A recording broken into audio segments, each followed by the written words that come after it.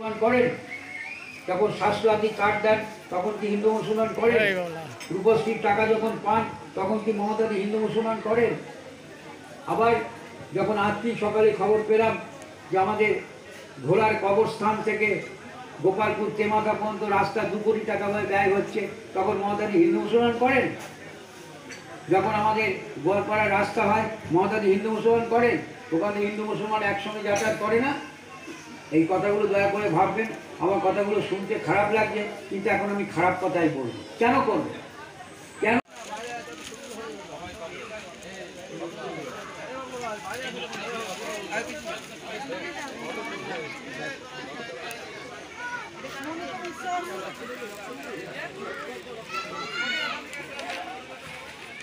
একটাও ঢুকে যায় বলবেন না যে ও বললো না আবার বেরোবে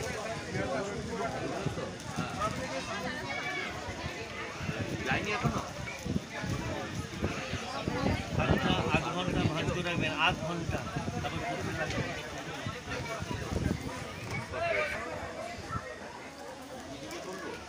হ্যাঁ ইজিতে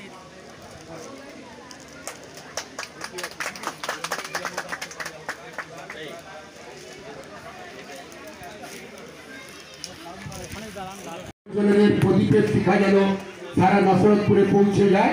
ধোবাইক্য বারোয়ারি কমিটির তরফ থেকে শ্যামা কালী পুজো উপলক্ষে সকলে একটু হাততালি দেবেন। আমরা সেই প্রদীপ প্রজ্বলন করলেন মাননীয় দিলীপ কুমার মল্লিক, আরতি খান মহাশয়, পরিমল দা।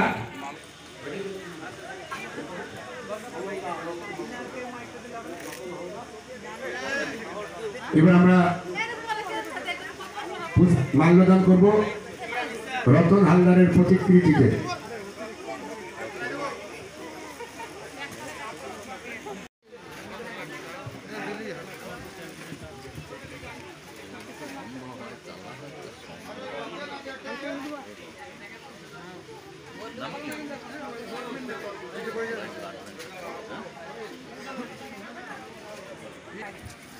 আসতে পারেন যদি হয় হবে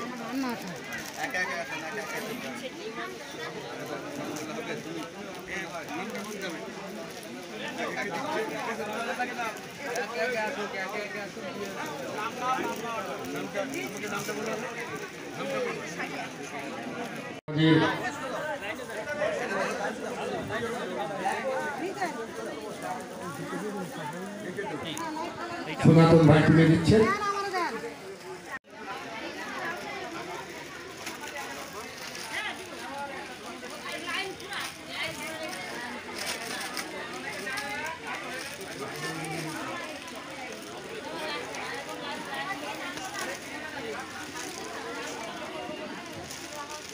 আমাদের এবার বস্ত্র তুলে দেবেন মাননীয়া কানন বর্মন মহাশয়া।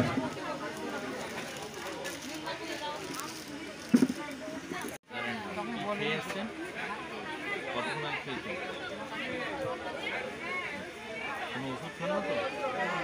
গত 1 বছরের মধ্যে কোনো বড় রোগ হয়েছে?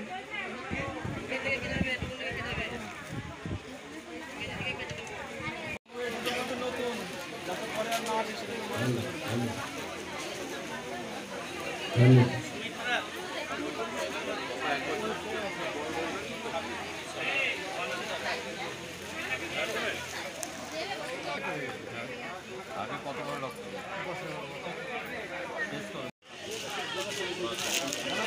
এটা তো বাড়া কমা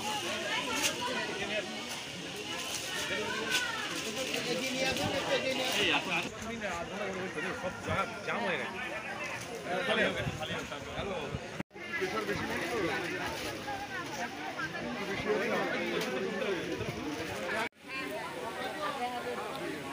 এই দীপাবলির মুহূর্তে রক্তদান শিবির, হঠাৎ কেন এই উদ্যোগটা আপনারা নিয়েছেন? এই রক্তদান শিবিরটা হঠাৎ না, আজকে 19 বছর ধরে এই রক্তদান শিবিরটা চলছে।